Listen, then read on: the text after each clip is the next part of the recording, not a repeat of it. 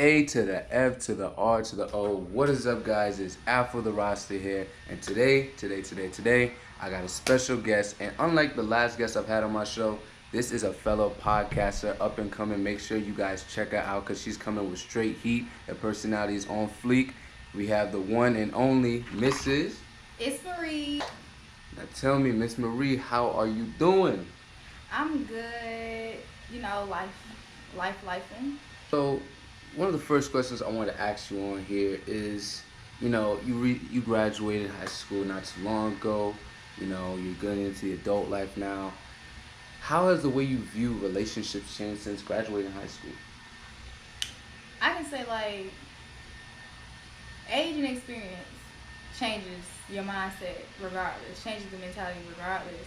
But I can say in high school, I definitely was more so thinking about marriage and dating in a standpoint of the fairy tale lifestyle, like what you see on the internet, the old couples laid up and on the porch smoking their cigarettes and drinking coffee.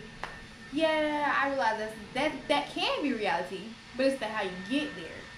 So for me, I feel like I've grown to a point where I can really think about how to, I guess, love other people while loving yourself and keeping yourself first while also bringing someone else into the factor.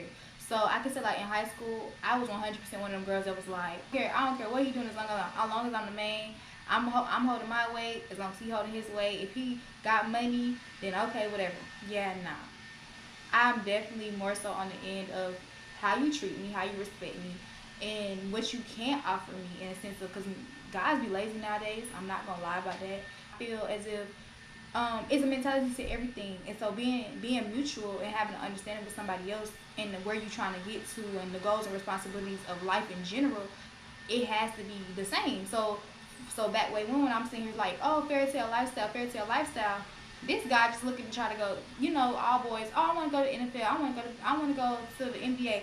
Woo back then. Yeah. So it's still like that. But now when you hear it, it's like, okay, what's your goals for tomorrow? What's your plans to get to where you're going? Not just, oh, okay, yeah, you're gonna go to practice tomorrow. Now you gotta really clock in with the mindset of people. How they really feel, how they love everybody else, the people that's around them. Are you a liar to your family? Are you a liar to your friends? Do you just call bluff on everybody else? Are you reliable?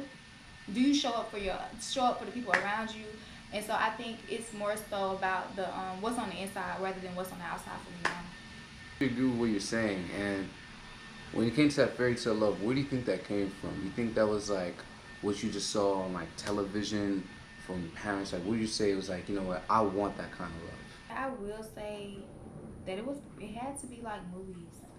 It had to be movies and the old heads. So talking to an old head that's been married for 30 years, 20 years, this and the third, looking at my great aunts. It's also family for sure. Looking at my great aunts, my grandparents, look at them married for so long. I'm like, oh yeah, that. But then I also can go to the flip side, and as I get older, because I find out something new about my family dynamic every day. But I sit here and I really think about the fact that my stepmom and dad are so happy. In 10 years, they'll be 20 years in, but guess what? That's my stepmom. You know what I'm saying? Mm-hmm. That's not the woman that had me and my dad. They just connected, and it was just that. You know what I'm saying? Or even just the fact that my stepdad and my mother, that's something I look up to as well, as far as how that household runs and how how everything operates. That's what I look for, in the sense of I want that traditional, the guy cutting the grass and that mother cooking. You know what I'm saying? Mm-hmm. That's something else I look at. But then I also realize those are my step parents. That didn't just happen off rip. That wasn't I'm a middle factor, in a sense of they had me, my mother and my father had me, and then they went and found love somewhere else. So not everything gonna happen on the first try, is how I feel. And it's also just the fairy tale, that fantasy isn't as realistic as I grew up around and what I know. So reevaluate my mind to really understand the reality of finding someone that that you can truly deal with and be around, because that's definitely what it is, I feel like. feel like it's somebody that can it's genuinely mutual. Like it's 100% mutual. Nobody overpowering each other. Nobody over talking each other. And yeah, just it's like I say, I just 100% believe it's mutual. Like it has to be mutual. You say that about mutual, right?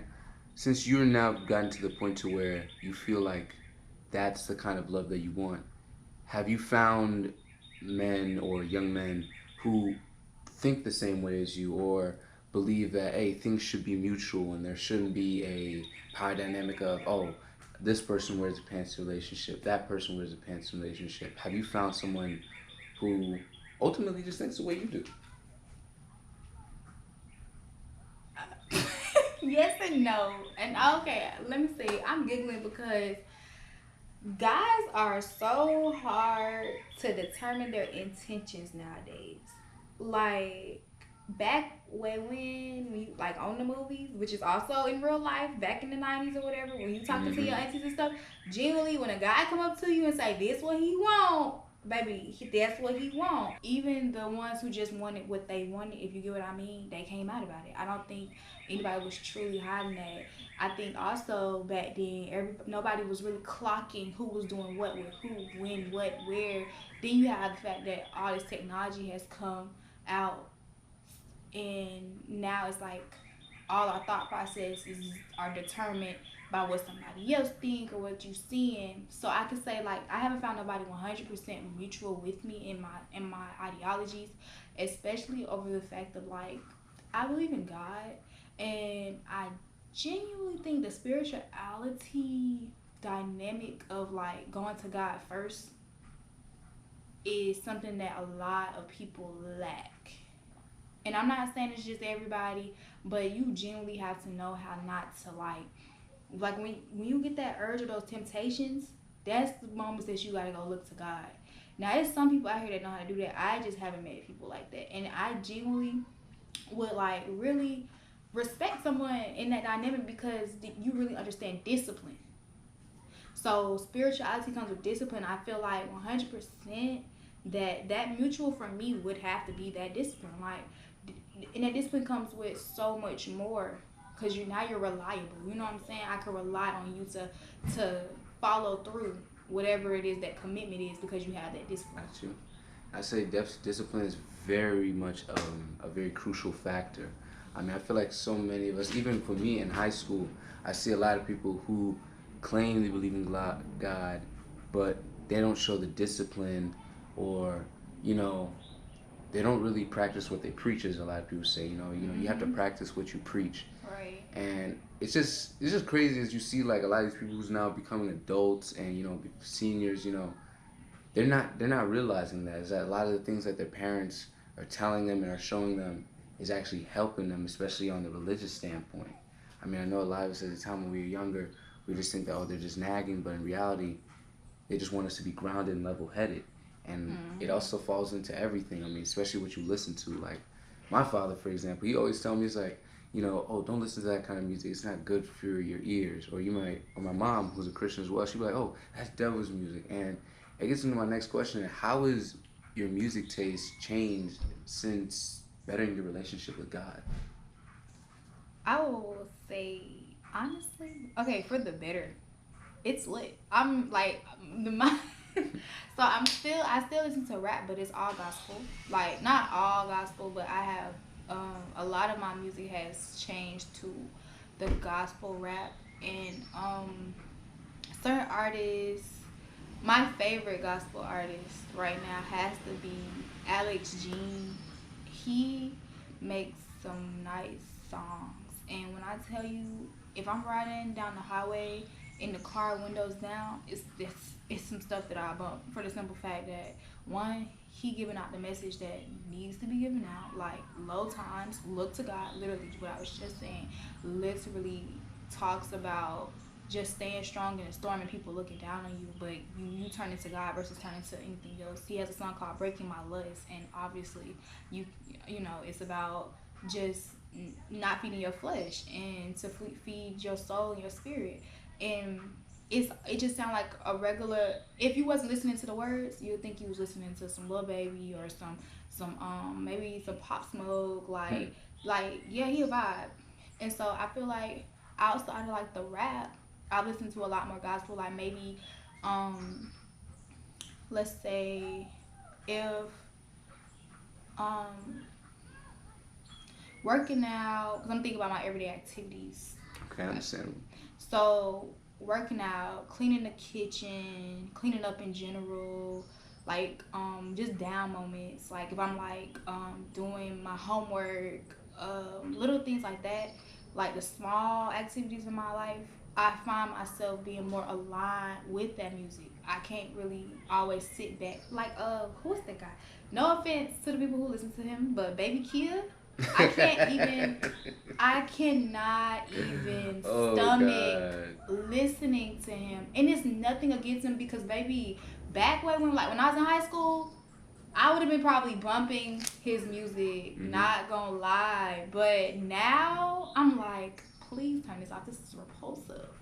Like, I agree with no. you. Like I hear a lot of kids at school listen to them, and when I first heard them, I'm just like, "You guys think this is good?" And I see everyone they're like, Yeah, "Yeah, yeah, man, this is amazing." And I'm yeah. like, he's just yelling, you know? I mean, like it's no It's disrespect a to the crash artist. out. Like I cannot like, and that's the thing. Like I used to like the crash outs in high school, so maybe that's why I liked the music then. But now, I please do not bring a crash out my way. Because what are you crashing out for? Please. As far as better in my relationship, I think I have definitely like just channeled more so into listening to gospel music a lot more.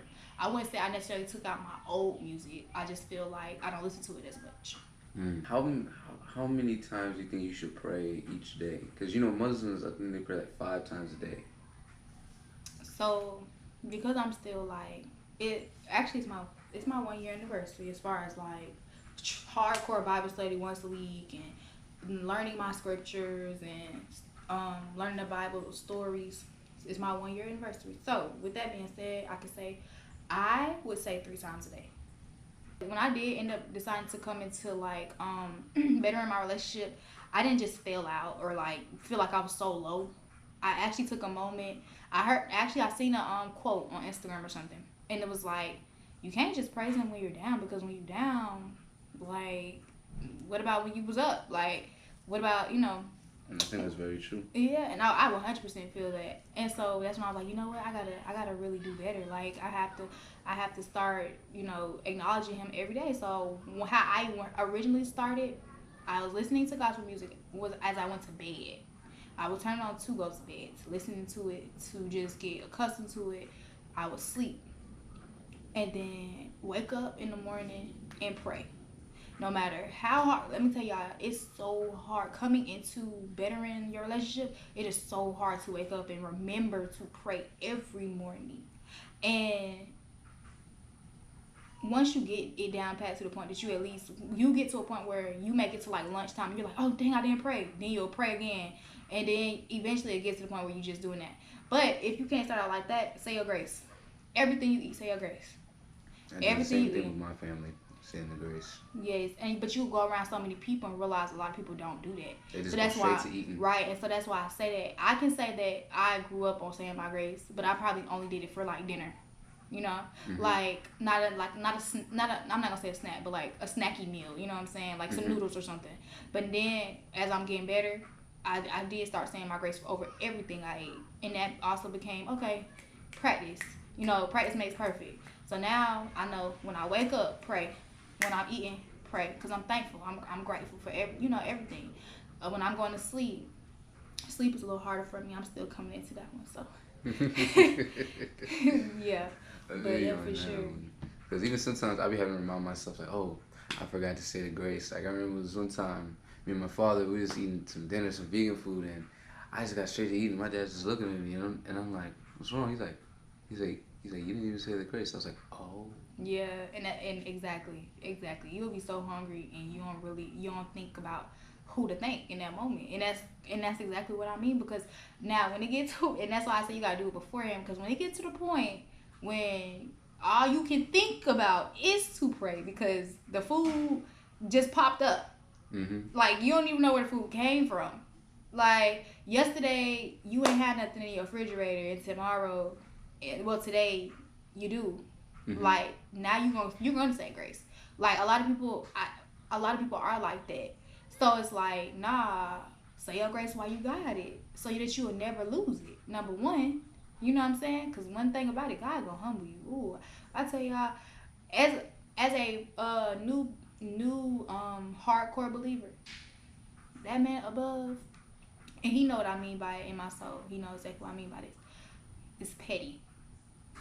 Okay, he will take just as fast as he will give, and he will humble you. You've been humble. Everybody in this world has been humble. And you know God came out at the end and was there in the beginning. Where did he go in the middle? Oh, he's still there. He's still there. He's making sure that you remember who and why. That's all. And that's why you just gotta keep trucking correct way. So then in the moments where you do feel so low, your faith don't even tilt to the point that you already know, okay, he's here with me. So you feel like he's always watching you. Yeah, like, right. You don't want to, it's not like you, so like, what I'm saying, when you get down low, and you like, oh yeah, let me go hang out with so-and-so and so-and-so while they over there doing that. Say you the crash out, right? Say you the crash out. Well, you was. And you done changed up your ways, and God did some good stuff for your life. You're like, you know what? This was only God, because if any other way, I would still be living that lifestyle. Did something happen? Say you lose whatever job or whatever it is that you done had. And now you like, oh man, I gotta go back to lifestyle. No, you don't. You got here. God brought you here for a reason. Maybe it's time for you to upgrade. Maybe it's something else. He's trying to show you. He's trying to tell you to keep that same faith that you had to get out of that old lifestyle to get a whole new lifestyle. He's trying to level you up. Now, if you stay here and fumble and go back to lifestyle, baby, he's gonna have to humble you again just to get you back to the point that you are right now. You gotta keep your faith so you can get to the next one. Yeah, you have trials and you have tribulations. God didn't even sign us up for a world of sin. You know what I'm saying? That was not his doing. You just gotta keep going that straight path. You can't go backwards. You can't go sideways. You can't find an easy way out. No, none of that. It's not gonna work.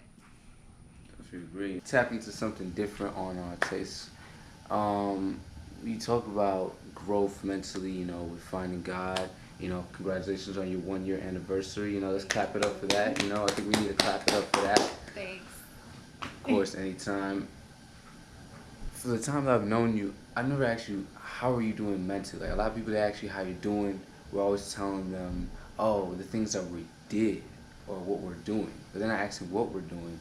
They're asking, how are we doing? So I have to ask you, how are you doing mentally?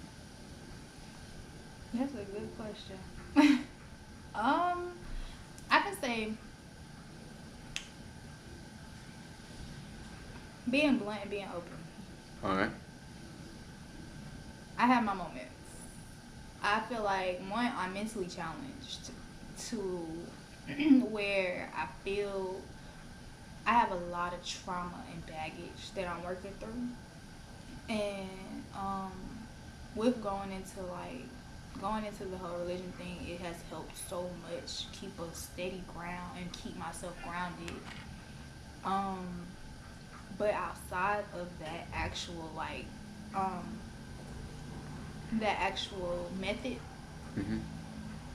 it's super hard, because at any time I could just choose, just be like, I'm so done. And one, I'll say this. I personally, that's why I say I'm mentally challenged. The baggage is really, really strong. And also, like, being born out of wedlock, you get your parents' sins, if y'all didn't know that. Being born out of wedlock, you get your parents' baggage automatically. That's written in the Bible, y'all. My grandma told me that when I was a little younger, and I never understood it, because she was like, your life's going to be hard. Like, I'm thinking she just trying to scare me. I thought the lady was crazy. But I genuinely feel all that baggage. And then now that I'm growing in the spirit, I can look at them and I can talk to them and I say, oh my God, I defeated that. I literally I've broken generational curses, and I can look at them and I can say my kids won't never have to experience that. And that's so beautiful to me. So mentally, it sucks. Even knowing that, it sucks. Like, mentally, I can say I'm strong, but it hurts. Sometimes I'm super weak. Like, some days I have to literally just lay in the bed, not on depressed stuff, but on some, like, I need a break. I'm tired. Not right now. Not today. People talking to me. People calling me. And then on the days that I really need a break, I swear everybody gonna blow my phone up. I'm talking about people I ain't even talked to in weeks gonna call my phone. And sometimes God wants you to choose yourself too. Like, not sometimes, but like, if you know what I mean, in a sense of like, he'll send people to you for you to help them. But sometimes you can't help nobody if you can't help yourself, you know? So I can really say like mentally I'm doing a lot better than I have been doing because I have this new knowledge of life, just life. I'm not even gonna go into like religion and all that because that plays a role, but life. I have a whole new way, a mindset, eye openers, etc. of life. And I can 100% say that I'm doing better knowing that life be lifing. Hmm. Like life be lifing. And then I think what keeps me on top of my mental health is looking at other people's stories and wanting to give them hope and give them help and understanding that sometimes some of it is out of my control. I put in 6 applications last week and ain't none of them called me back. Well, they put in 6 applications too. They put in an application for a home. They put in an application for EBT and they ain't got cleared for nothing. You know what I'm saying? Exactly. So yeah, like I babysit when my funds low, I go babysit. I got a business on the flip side. So it's like money gonna come in. It might be slow sometimes, but I'm not gonna sit here and clock my money being slow when I know somebody's money ain't even flowing. You know, so I say mentally, I just keep myself on top, knowing that I'm not at the bottom. I'm not just drop dead where I can't move. And then I have options. I have ways to move, and I have to just remind myself that it's not over. It's not the end. Just vibe out, shawty. Hmm. Like literally, I just have to tell myself, vibe, just chill, just vibe out, baby. Cause really, really, I have moments I'm sitting in the mirror crying, looking at myself, and I can say my last relationship really brought my insecurities to a high. Confidence completely low, drained, shut out. So with that challenge mentally, probably like the past couple months, I've been working on building my confidence back up because at some point I wasn't even able to really talk to people. Friendliest person ever. If you talk like I would be outside and you talk to me, you're gonna be like, oh, okay, I thought I knew you for years. Like, oh, you just cool, like, yeah. And then they be like, they'll say like, you got a mean mug, you at Hollywood, and then come talk to you, and you be like, they be like, bro, what? Yeah. What does that mean to act Hollywood? I guess like stuck up and bougie. Like, oh, you seem like you just be mean. Like, oh, you be having a mean mug, all that. And I be like, well, all you had to do was talk to me. Just like if you like all you can do is risk it. If you was to get cussed out, then you could say I'm Hollywood. But outside of that, don't call me Hollywood if you don't know I'm Hollywood. But yeah, so I could completely just say like the mental thing. You just gotta kind of keep your mental. Like you gotta keep a vision, Hmm. and then you gotta keep a vision of where you don't want to be. And as long as you're not where you don't truly want to be, then you know things are working in your favor. It's a lovely answer. And I heard you speak just a little bit on relationships. I gotta ask, do you think a person's background has a factor in the relationship that you have with them? And what I mean by background, I mean like their culture, their religion, of course, because there's a lot of people who, like for example, me, I have when it comes to me and dating relationships with people, it's always kind of ends because of religion, and the way they think too, based off of cultural values. Do you think a person's background has a factor in the relationships? I had to sit back on this one, cause I recently just got a relationship where it 100% affected the entire relationship from beginning to end. Oh snap! So, with dating someone where y'all's culture is different, whether it be your beliefs, your ideology, your morals, your values, whether it be religion, spirituality in general, because some people spirituality don't have to be religion. Um,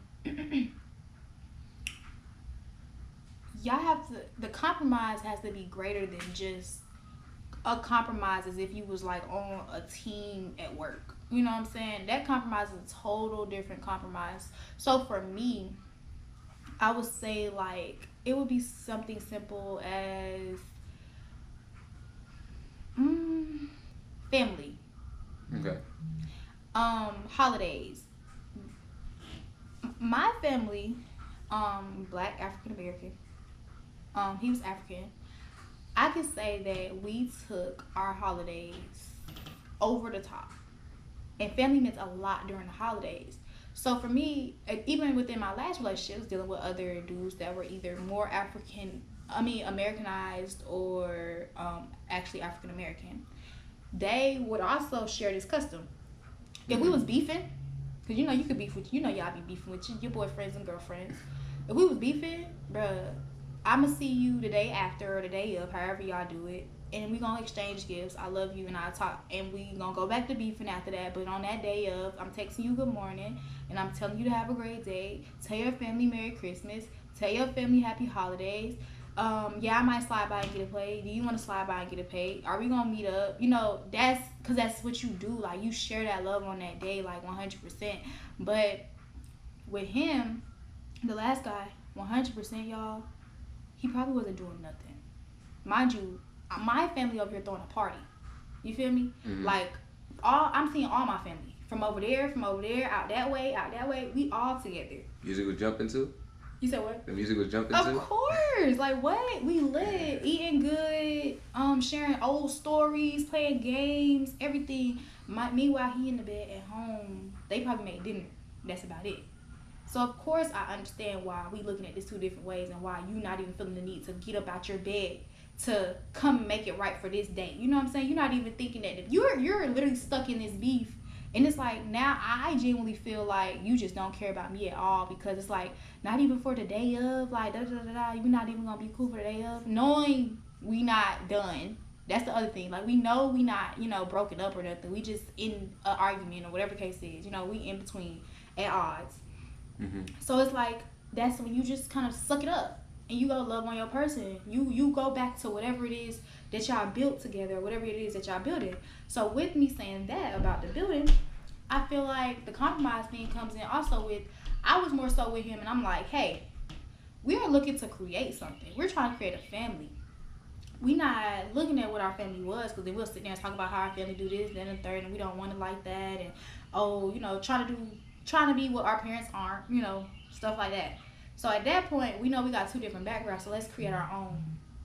Because I might look at his culture and be like, oh, that's really cool that y'all do that like that, or that's really cool that y'all do that, or this and the third, or this how y'all do, this how y'all have that set up. Or he might look at us and be like, oh, I like that y'all go do this, I like that y'all go do that. So automatically right there, we see that this can come together and be something good. But now when we disagree, that's when we're like, okay, well, this is how we do this, and this is what I think, this is my morals, this is my morals. But see, I'm very open to the fact of, okay, well, I don't feel like nothing's wrong with that. And I understand what you have grown to understand. I'm grown to come to. And then I understand what I've grown to come to. So are we gonna try to like figure out how to make this for us, and so that when we have children, that we can tell our children our way, and when they grow up they're not looking at your mom or my mom and like, oh, okay, what is this? Or are we gonna sit here and let them do that?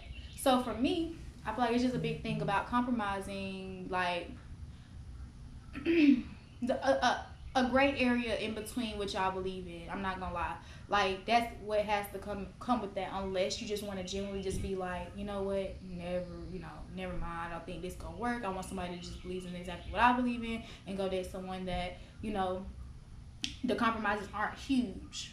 Because with that culture background, it definitely is sometimes really huge. Just like you said with religion. Mm-hmm. If you go to church on Saturday and I go to church on Sunday, well, like what? Like what's that? It's a compromise there. Like, I'm not saying give up your religion. I'm not saying give up my religion. But maybe I got to compromise the fact that you want to be going to church with me. Or maybe I'll compromise the fact that we do both. Because I do know some people that do both. That could work.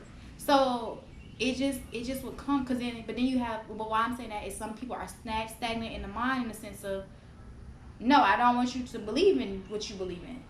I want you to believe in what I believe in. Oh yeah, and that can't work. Right. So if we're not gonna compromise it, then never mind, let it go. But if we are gonna compromise it, what can we do to make this work for us and our family? You know what I'm saying? And that's what I really feel about that. It's just about a lot of compromise and really working to want to build something new and not what you know or what's old in old ways. Because your morals and your values are not going to be the same. 100%. If y'all come from two different backgrounds, it's going to be a lot of stuff that's going to be different. And you're going to look at it and you're going to be like, dang, like she wasn't wrong, but she not right neither because that's not what I learned. And then eventually you might find somebody else that might like say you believe in anything, and then the next person you find don't believe in nothing. Would you rather have compromise with the one that had a little belief in discipline, or you want to compromise with the one that don't got nothing? I would say belief in discipline personally, because if the person believes in nothing, I feel like it's gonna be more difficult to speak to them, because if they don't believe in the general thing that's around, because I mean most states in the United States, at least for Georgia, is predominantly Christian, and if they don't even believe in that, if you're Christian, it's gonna be hard to sway with them than a person who may believe, but they're not as big a believer as you are, because at least you can possibly compromise, not necessarily like sway them fully, but they come on their own, because you can't make anybody do anything. Everything that a person does is on their own accord. Yeah, and it's all about an understanding, like I said, because you just gotta. It's like I said about relationships being mutual. It has to be mutual somewhere. So, like a lot of people, you usually date where you find like an interest. You know what I'm saying?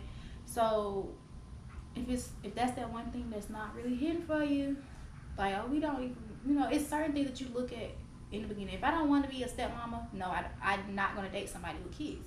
I'm not going to talk to somebody with kids. I'm not even going to involve myself with someone with kids. So automatically, you're not part of my type. You're not a part of, you're not here. You're not even on my scale. Then, same thing with the religion thing. You don't believe in nothing, yeah, automatically that's a no. Now, are you believe in something else? Are you willing to compromise the fact that we might have to go to church on this day and this day, or do you compromise the fact that, hey, you might have to teach me some things your way, or this and the third? Do you compromise that? You think you could date outside your religion, like someone who's not Christian but they are religious? Yeah, I believe so. I think it's like I said, it's all a compromise. I don't think I would personally change my religion or do a lot too much. But I wasn't sitting at school like, why do they believe that? Or that don't make sense. Or they be sacrificing people.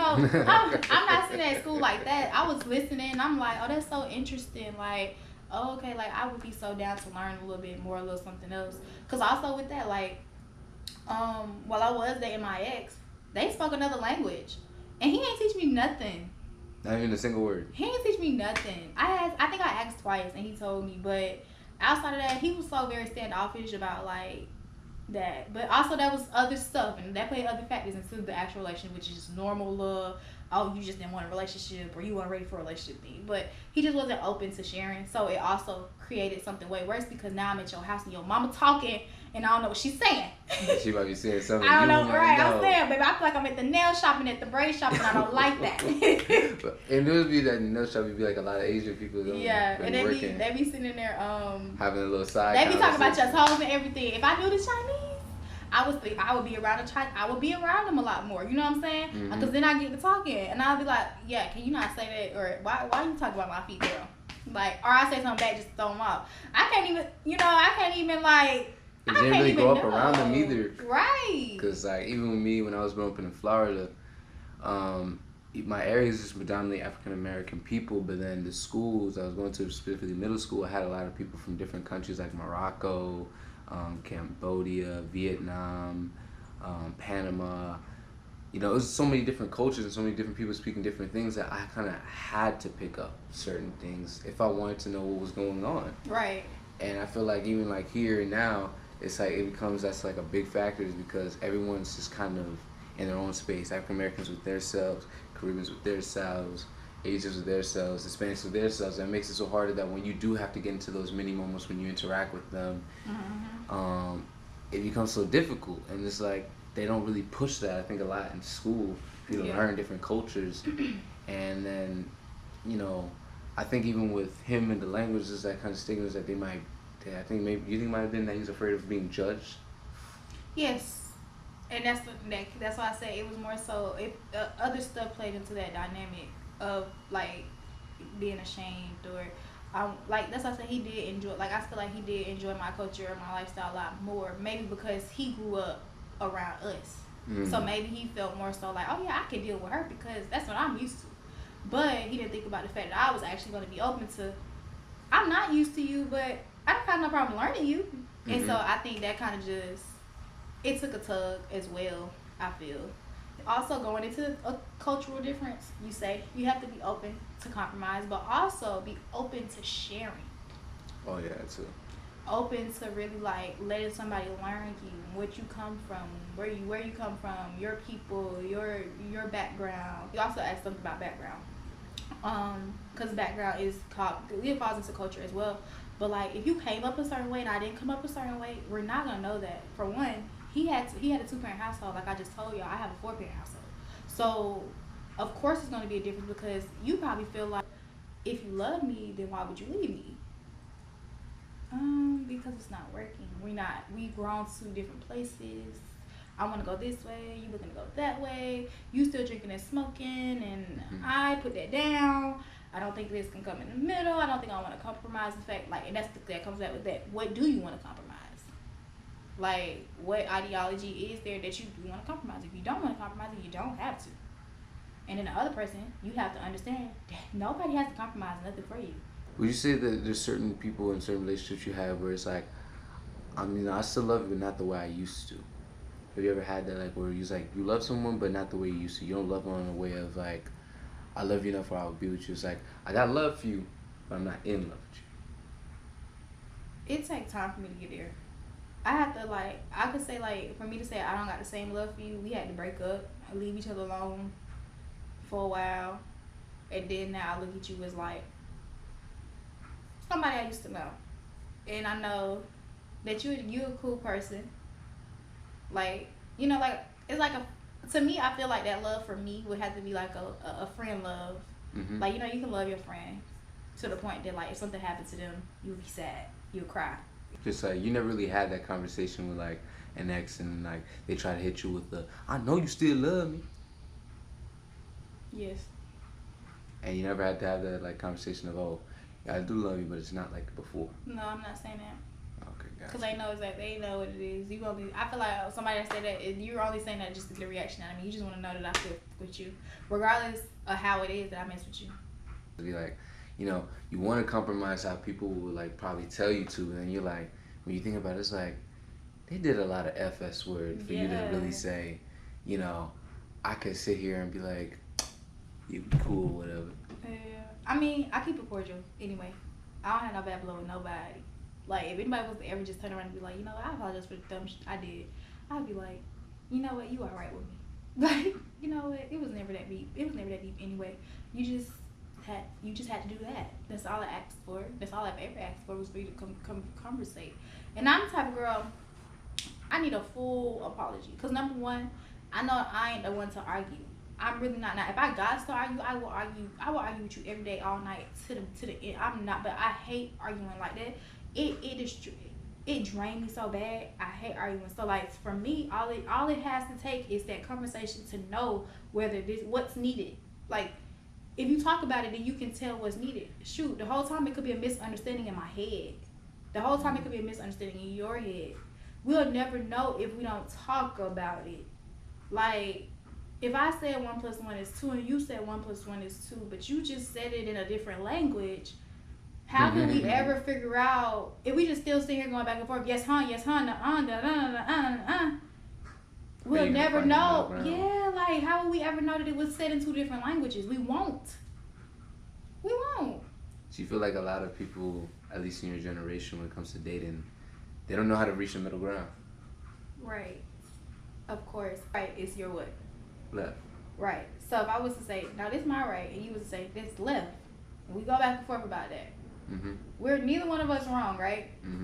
And that's just simply how everything works in our generation. It's literally just that. It's literally just that. Like some stuff, there is no right or wrong. A lot of stuff, it is no right or wrong as far as what's happening and what's going on. So it's like, bro, all you gotta do is conversate. Cause now if I was sit here and go back and forth about that, all you had to say was, oh, you know what? True, you was saying right because that's the way you was sitting. You was holding it in that hand, and I wasn't really thinking that far ahead. I was looking at it from my point of view. You know what I'm saying? Because sometimes it's generally just the fact that I was not thinking about what you were thinking about. I was thinking about what I was thinking about. Like, okay, you just gotta. That's what I say. It just gotta take. You gotta have a mutual understanding of. I don't want to argue. And then back and forth. Y'all guess what y'all not gonna do? Y'all not gonna argue because y'all already signed up to not argue. Like now y'all open to having a conversation every time a conversation needed. I mean, imagine if it's so much baggage on both of y'all ends to the point that y'all gonna have to. It will be an argument every day. But y'all talk about it. So now y'all having these deep ass conversations every day for the simple fact that y'all just learning each other and learning how each other think. Just replace it. Replace it. If you say, I'm gonna replace my argument with a deep conversation. You walk into a relationship, two people walk into a relationship, every argument we gonna turn into a deep conversation. However we got to. That's how I look at it. I'm like, it's worse to argue because arguing just brings so much and it's drama.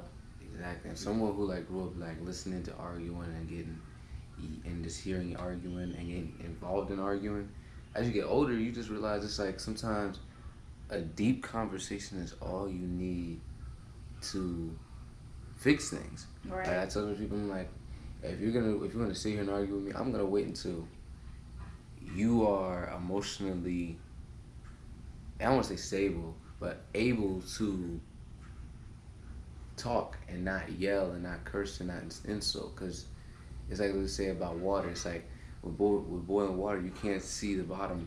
But it's this clear water, you can see the bottom because it's calm. All right, makes sense. And that's I do feel like, and that's why I say also like coming with that trauma and stuff. You gotta talk to God, man. Cause like you just said, being hot headed in a relationship ain't gonna get you nowhere. It ain't gonna get you nowhere.